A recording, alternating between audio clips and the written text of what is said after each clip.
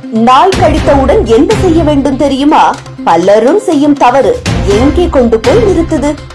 நாய் கடித்தவுடன் ஊசி போடுவது எல்லாம் சரிதான். ஆனால் முதலில் என்ன செய்ய வேண்டும்? மேலும் பலரும் அலட்சியம் கொள்ளும் விஷயங்களும் இதுதான்.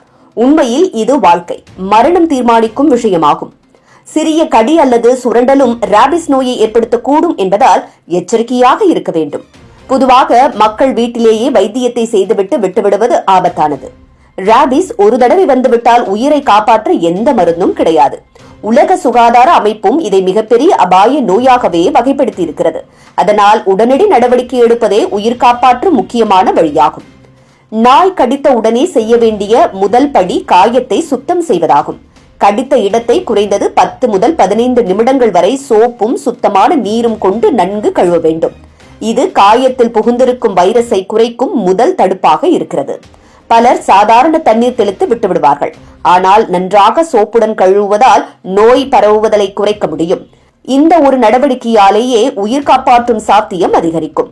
அதனால் அனைவரும் இதை தெரிந்து வைத்திருக்க வேண்டும். காயம் சுத்தம் செய்த பிறகு உடனடியாக அணுவிமுக்கி மருந்து, அதாவது காயத்தில் கிருமிகள் வளராமல் தடுக்க பயன்படும் மருந்து தடவ வேண்டும். பேட்டாட்டின் அல்லது டெட்டால் போன்ற மருந்துகளை காயத்தில் தடவுவது சிறந்தது. காயத்தை பிளாஸ்டர் போட்டு மூடக்கூடாது. காற்று புக வேண்டும் என்பதால் திறந்தவாறு வைக்க வேண்டும். பலர் சுத்தம் செய்துவிட்டு மூடி வைக்கிறார்கள். இது வைரஸ் வளர்ச்சிக்கு இடமாகிறது. அதனால் மருத்துவர் பரிந்துரைக்காத வரை காயத்தை மூட வேண்டாம். எவ்வளவு சிறிய காயமாகினும் அவசியமான முன்னெச்சரிக்கை இதுதான். மக்கள் இதனை தவறாமல் பின்பற்ற வேண்டும். சிறிய கடிதான் என்றாலும் மருத்துவரை உடனே அணுகுவது சிறந்தது. அரசு மருத்துவமனைகளில் ராபிஸ் தடுப்பூசிகள் இலவசமாக கிடைக்கின்றன. மருத்துவர் பரிந்துரைக்கும் அளவிலேயே ஊசிகள் போட வேண்டும். தாமதிக்காமல் உடனே செல்வதே உயிர் காக்கும் வழியாகும்.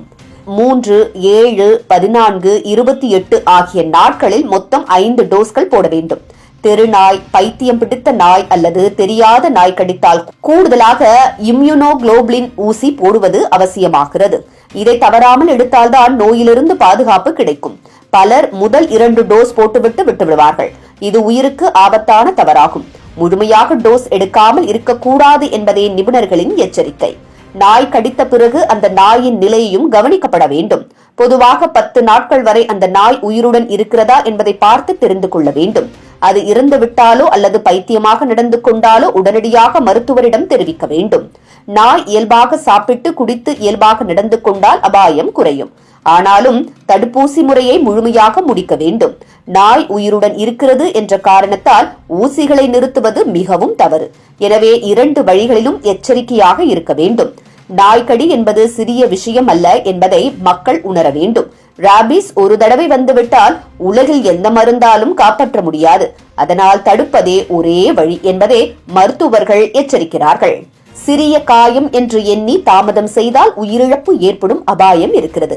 உடனே காயத்தை சுத்தம் செய்து மருந்து தடவி மருத்துவரிடம் சென்று தடுப்பூசி போடுவது மட்டுமே தீர்வாகும். மக்கள் இதை புரிந்து கொண்டு அனைவருடனும் பகிர வேண்டும் என்ற ஒரு தகவல் கூட ஒருவரின் உயிரை காப்பாற்றும் என்பதே நிதர்சனமான உண்மை.